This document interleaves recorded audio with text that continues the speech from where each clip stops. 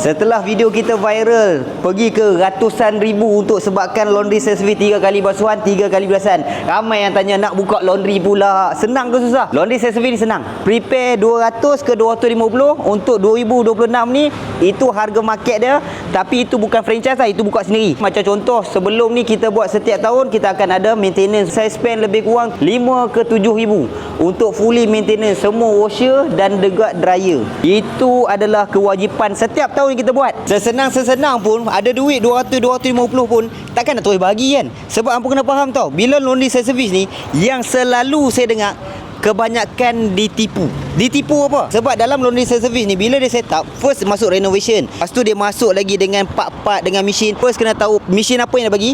Dan yang paling penting adalah ST. ST dia masuk atau tak masuk. Selalunya mesin dia cantik dah, dia tunjuk yang benda-benda betul. Tapi sistem ST pula tak masuk. Guys, dalam hampa buat laundry service, sistem ST sangat penting. Yang ni sebab melibatkan gas. Bila melibatkan gas, once kena tak berapa payah. So, make sure research betul-betul mana outsource yang pernah ambil and boleh go ahead. Dan untuk sabun pula, macam kami sabun kami tak kisah, kami buat sendiri. Itu kelebihan kami.